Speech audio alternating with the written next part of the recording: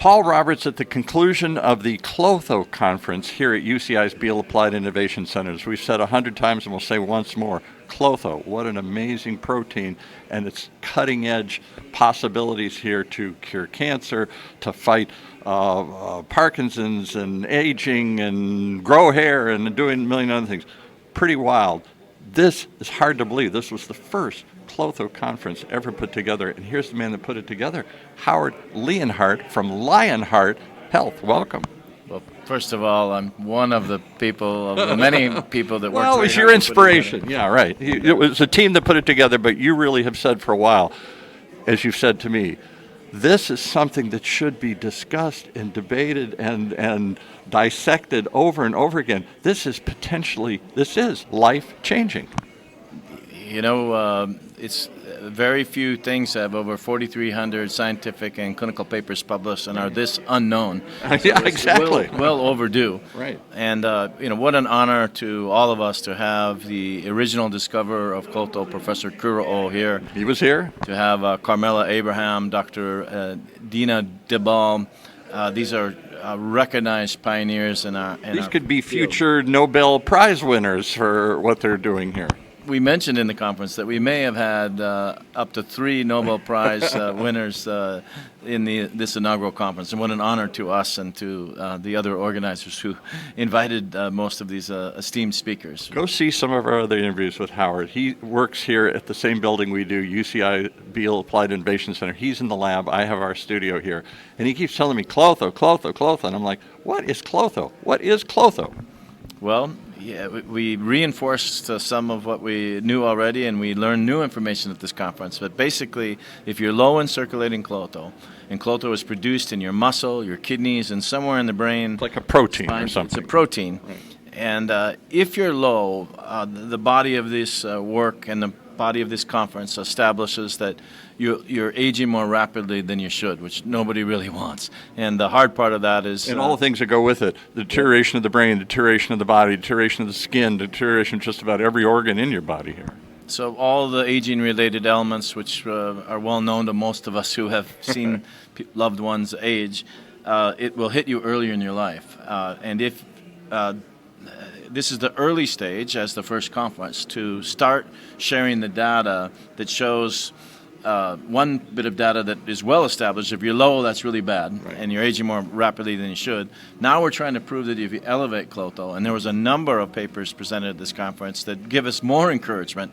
And it's, as you started to say, from the tip of your head to your toes. If you're low in KLOTHO, you're going to lose your hair, your cognition, your memory, you have a higher chance of strokes, perhaps.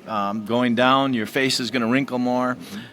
Your breathing isn't going to be as good. Sexual function, hair, everything goes through your whole body here. All right. Higher chances of cancer. Yeah. Heart health, kidney health. So what's something to be really serious about? We think that everybody should have their KLOTHO tested, and everybody should have a plan to keep their KLOTHO level up. You don't want to be below 588 pgml. If you're in that range, we never measure it. Dangerous. I get a physical every year. Nobody says, they say, what's my PSA for prostate? Nobody ever asks me, or my cholesterol numbers. Nobody ever asks me what my KLOTHO number is. I don't think they ever measured it. I'm not sure the doctor knows. Well, that's part of our responsibility here of the leaders of the field and the conference participants. And the reason we held the conference is to try to increase that awareness. And, of course, we have regulatory bodies, and we have to navigate through, what can be said, what can be done. And we're trying to do that. We're trying to do it properly.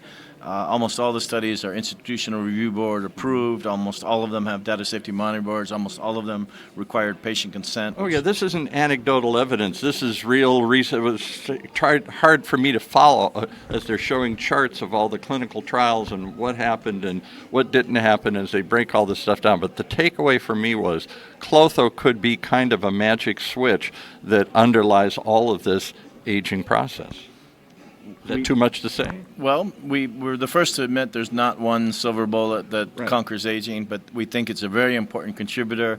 And this was, really amazing. And to have world-class researchers present their data, to talk about the future, to even criticize a little bit, what we could do better. And one of the things we could do better is get the word out better. Yeah, that seems the biggest one. All right, so I heard how KLOTHO, people are using KLOTHO the guy from University of Pittsburgh talking about traumatic brain injury.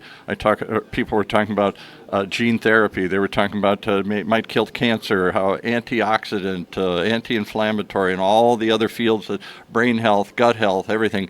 What was the takeaway for you? What was the surprise? Because you know this stuff in and out for the most part. A lot of these people do, but you've never gotten together with all these people in one room and really talked about it. Anything that just off the top of your head comes into mind and says, that was amazing, I didn't know that, or I learned something today? It's hard to pinpoint because there's so many great speakers, but Dr. Christian Fall's paper from the University of Alabama, Birmingham, where he highlighted how phosphate diet is really detrimental to keeping your KLOTHO levels up. Flushes it out. And it's making me think, like, I got to pay attention, and I'm going to look more on the labels of what's phosphate increasing, and I the phosphate in Coca-Cola to keep it fresh, and I didn't pizza. even know phosphate was in Coca-Cola until I saw that. So that's one of the takeaways. Right. That struck me too. We did talk to him here, and I hadn't thought of that. You could hear a pin drop during that, because I don't think anybody. There's another thing, people don't think about what's your phosphate level and what that impacts in your body here. And more appropriately, other than for myself, where I want to adapt my diet, we have the X Prize Health Span competition, and we're enrolling in the Lionheart Health KLOTHO Wellness Program. And now, after seeing this, I'm going to slightly adapt our already in place commitment to have healthy KLOTHO favoring diet. And now I'm going to ask our nutritionist consultants to confirm with me that the diet we're recommending in the food. We have a food delivery partnership with Metabolic Meals, Tempo, and Well 12. This is in your 6 or 8, what have you got, 6 or 8 of these well spas around the country, one here and other places? 2 that we control ourselves, one in Newport Beach and one in New York, and then we have 6 other licensed locations. And a number of our potential licensees came here, and at least from what they told me, it looks like we have 4 or 5 more licensed locations that came out of this conference. And I thought it was interesting, I don't know if we go too deep into this, we'll have to do a full podcast on this, but you yourself said there are people working on regenerative medicine of life extension companies. Not all of them have succeeded, because that's a big task to get somebody to understand the science and get into this. So you're starting with the stuff everybody wants as they get older.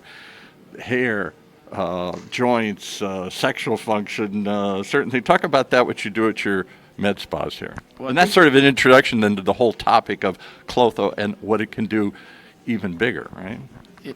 That's true. And I think you were referring to that some studies came out trying to analyze why some of the early longevity focused clinics failed. Yeah, right. A couple of big ones. Forward Health raised $400 million and shocked everyone by closing their door. I think they had 90 locations or something, a big number.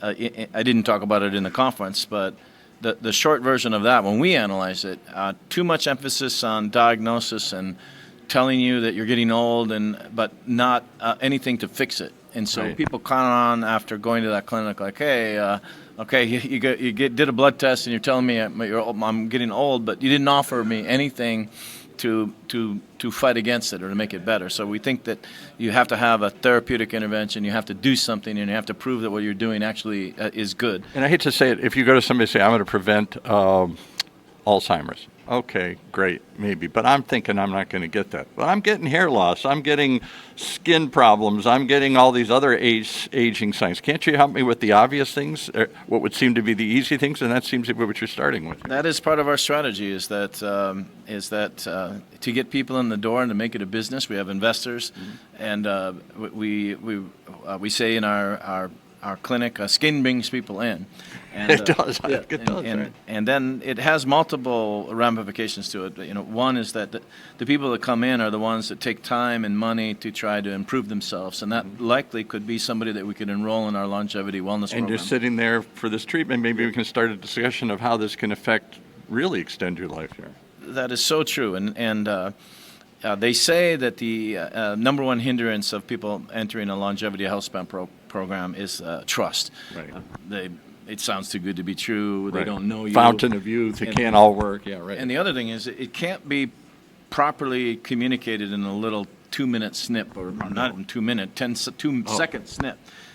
Skin regeneration can be, communicated, before or after, less wrinkles. Hair loss or And something. the other thing that we talked about is referrals. That if somebody goes out in the community and their skin looks better, their hair looks thicker, their muscles look more toned. Somebody said, "What are you doing?" And they say, "Oh, I went to the Lionheart Longevity and Wellness Clinic." That is a way to get referrals. And then again, when people come in, we unabashedly, if they want to hear about it, when they're getting their 45-minute skin treatment, we'll bring up, hey, you're committed to your health and beauty. We want to, if it's okay, we'll tell you more about this wellness program. And the science behind what we're doing here can work for other things and more serious things and more potentially life-impacting things. Yeah, and we have very few people that say, no, I'm not interested in living longer. Just fix my I'm hair. not interested in being healthy. I just want to be unhealthy and die early and have a lot of pain. We don't get a lot of people that say that. Usually they're, oh, okay, you mean less pain, less knee pain, might live longer, be around to see my kids and grandkids, do more things, more time with my family and friends. But they're skeptical. Yeah. That's where well-designed clinical trials and credibility of people and I was skeptical that you could bring all these people together in one room because they've all been working same idea but in different fields in different areas of the country, different pathways. You're also in your thing doing biostimulation in these suits so you can stimulate the growth of KLOTHO. Other people are talking about injections or topicals or other sorts of things. There are lots of ways to add more KLOTHO to your body. Exercise can do it. Yep. So it seems like there was finally a coming together of everybody. Everybody wasn't fighting it. They're like this and, not this or. Everybody seemed to say, well, we should look at all of these things. We should explore every aspect of this thing because this has really the chance to potentially extend life and have people live not longer, but not just longer, but better. That is absolutely true. And there are a few indications that seem to not have anything to do with aging. It was reported, if you're low in KLOTHO, higher chance to be addicted to alcohol and other substances. If you're low on KLOTHO, higher chance to be depressed. And that can happen at any age. Right. And again, back to that study of how we're going to succeed with longevity and wellness clinics, the people that have analyzed it said, one problem we have is that if you tell people to spend money and time now, but you're going to thank us 20, 30 years from now, Yeah, right. It's a long time to wait. They don't have that kind of... No payoff. Sure. So we're starting to change our marketing into, we hope you have better cognitive function right now, better memory right now. If you're a CEO, you're going to do better at your job. If you're an athlete, you're going to do better at your athletics. You're going to feel better right now. Your friends and family are going to notice that your skin has less wrinkles, your hair is thicker, your body's more toned, and that's going to kind of make your social life better. So they're telling us to veer the marketing away from 20 or 30 years from now, you're going to thank us if you spend a bunch of money and time now, to you're going to get something right now. Right, and something of course, we got to do that within the bounds of the FDA Exactly. and not say anything that goes beyond the line of what's appropriate to say. Well, last thing I'm going to ask you about, you did a quick presentation on this here today. Your end goal is nothing less than a human womb, a place that you could, sort of like a chamber, it looks like a hyperbaric chamber to me or something, but you put your body in there and somehow you infuse, you grow, you stimulate KLOTHO all over your body and you come out what? Younger? Well, I know this is a far off. This is on record, and I'm absolutely convinced without, in my mind, a shadow of a doubt that 30, 40, 50 years from now, whole body regeneration chambers will absolutely be the norm, and it will greatly reduce the number of doctors and nurses and drugs that will be sold and used and hired. It will shut down a number of hospitals. I've had friends say, don't say that. The body will rejuvenate itself, because the example, one of them talked about how, I didn't know, a fetus in the womb can regenerate. If they've done studies where they scratch its face or do something and it can generate, but somewhere along the way, as we age and grow up, we lose that ability. The body loses that ability through something shutting off, through not having enough of something. You're still all trying to figure it out. Somehow we can't regenerate anymore here. Your hope is that we can regenerate, maybe not forever, but certainly to extend life and make life better. Yes, and we plan to use all the tools that nature and biology bring, placental fluid, amniotic fluid, stem cells, bioelectric signaling, and we believe you're made of cells, and to us it makes perfect sense that you should repair yourself with cells. And that the body has it, but rather than injecting, doing something to the body, whatever that term is called, you're letting the body heal itself. Yep, and then we talked about that, most of human history we grew up in tribal, and we're still kind of in a tribal system. Very much so. I'm sorry to say, I shouldn't laugh at that. The way evolution developed for the survival of the tribe is that if you started not being useful, biology wanted to kill you off. Yeah. You didn't have your muscles, no didn't have purpose, your cognitive function, no longer had sexual capacity. It was better for the tribe probably for you to kill off. Now somebody could argue, well, the wisdom of an older person, right? But biology somehow didn't give that a lot of credit. No. And what we see is time for you to go. As you stop, and your muscles go away, and you stop solving problems, and when you stop solving problems, your brain starts to deteriorate. Then somehow a trigger kicks in. One of those triggers is lowering your KLOTHO, and it basically is telling nature, we want to kill you off and make room for the new. Yeah. There's only so much food. Time to phase you out. Quick. Right.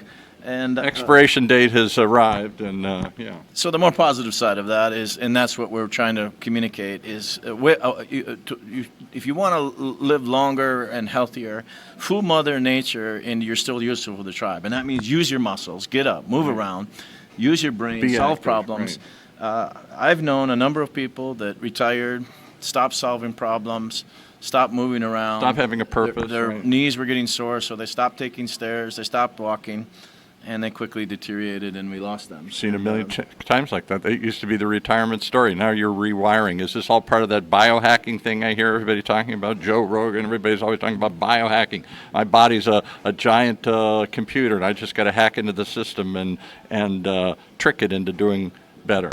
There's some validity to that. I don't use that term often, but I know of that term. I prefer focus on regeneration with cells and with bioelectric protein expressions. But so you have there's a place for everybody in the field, and we love anybody that spreads the word about actively getting involved. One thing I've learned about this whole process is that if you actively get involved with your own health, you greatly increase your chance that you're going to have a healthier 60s, 70s, 80s, and 90s.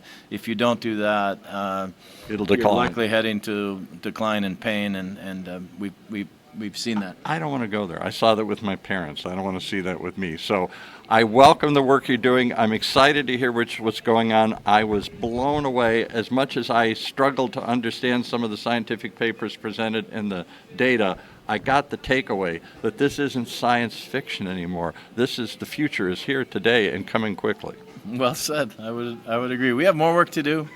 This is a group of researchers. We don't say that we figured out everything and that it's all solved and the work is done. It's the beginning of a new stage of work, but 4,300 published papers. And maybe the new stage, somebody said at the end, this is regenerative medicine is the new frontier of medicine. We tended to think it was just for generations. It's been find a pill, find a procedure, we're going to extend your life through that. Now it's through using the body to regenerate itself. Again, well said. And we have to work within the regulatory bodies to get this to move from animals to humans. Some of it already has, and that's why we got to see some clinical data. But everybody agrees that we need more clinical data for all these indications of use, whether it's the brain or the heart or the kidney or the skin or the blood pressure. We have some data that gives us encouragement that we're going in the right direction. But we also some still confusion, some confusion, and not all the results. So we just did some testing with the KLOTHO patch. I had to share with our group here that the KLOTHO patch first experiments failed. Right. We thought we could put a patch loaded with KLOTHO in a pod, and we could stick it. Electroporation, penetrate it into the muscle and get a good result, and we weren't getting even through the skin. So we got to go back to the drawing board if we're going to continue in that path, or we have to decide to discard that particular method and focus on something else. So not all the experiments we do turn out to work out. Well, this one did. What a conference! What a success! An incredible 2-day event here at UCI Beall's Applied Innovation Center. Brought to you by OC Talk Radio. I'm still reeling. I'm still trying to understand it, but stay tuned. We're going to bring you more updates on this amazing breakthrough and the work that's being done in this world as we report from the first KLOTHO conference. Thanks for watching, everybody.